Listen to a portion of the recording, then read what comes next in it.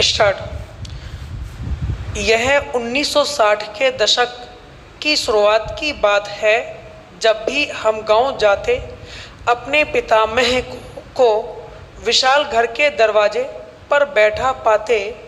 वह हमेशा लोगों से घिरे रहते और अक्सर पुलकित भाव से कहते सुने जाते कि तुम लोग भाग्यशाली हो, आज़ाद भारत में पैदा हुए हो।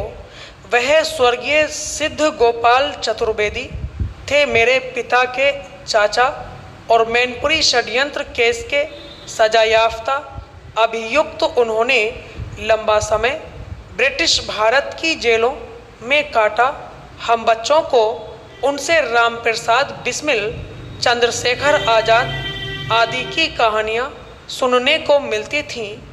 वह बाद में उन्हीं के जरिए अमर शहीद रामप्रसाद बिस्मिल की बहन शास्त्री देवी कई बार हमारे घर अपने पुत्र के साथ आईं।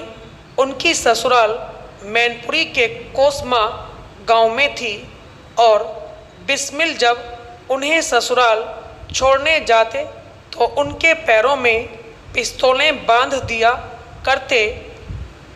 उन्हें लगता था कि पकड़े जाने पर पुलिस कम से कम बहन की इस तरह से तलाशी तो नहीं लेगी कि पिस्तौलें पकड़ी जाएं।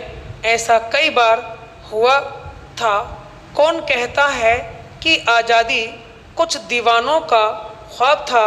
यहाँ बताने में हर्ज नहीं है कि शास्त्री देवी बेहद मुफलिसी में जी रही थीं और उसी में मरी।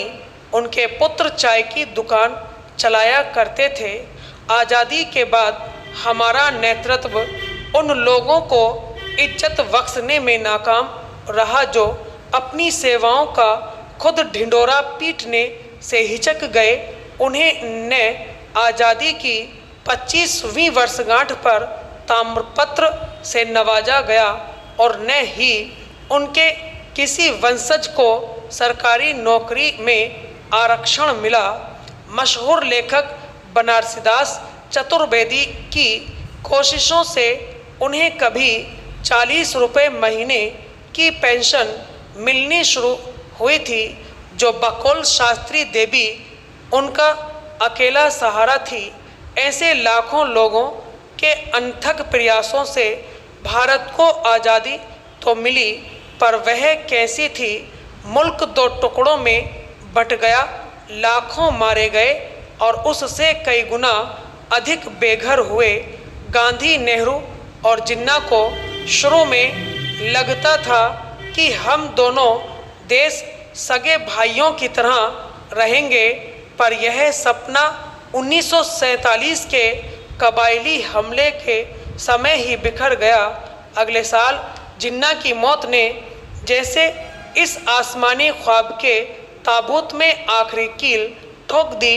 विभाजन का वह घाव आज तक रिस रहा है और बाद में 1971 में बने मुल्क बांग्लादेश को मिला दें तो 3 देश इसका दंश भोगने को अभिशप्त हैं। अफसोस करने के ऐसे तमाम कारण हैं, मगर आज़ादी के अमृत महोत्सव के मौके पर ऐसा भी बहुत कुछ है जो हमें गर्व से भर सकता है। आइए कुछ आंकड़ों से आपको रूबरू कराता हूँ। आप सबको आज़ादी का अमृत महोत्सव मुबारक हो। मुझे भरोसा है कि 100वें साल तक पहुँचने से पहले हम इन चुनौतियों से निपटने में पूर्णतः सफल हो चुके होंगे। स्टॉप।